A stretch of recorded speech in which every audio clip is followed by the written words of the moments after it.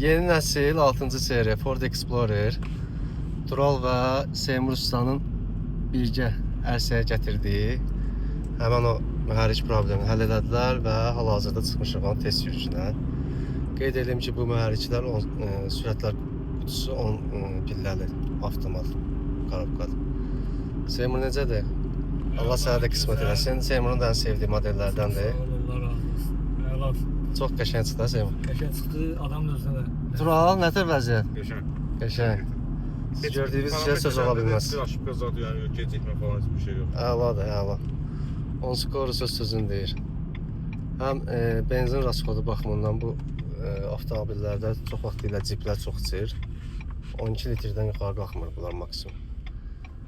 Yəni kim almaq istəyirsə tövsiyə edirik. Xeyir olsun. Başqa deyəcək sözünüz yoxdursa bağlayıram. Eyvallah. Burada bir nəfər də oturub. Bunu yəqin tanıyırsınız. Alim Usta.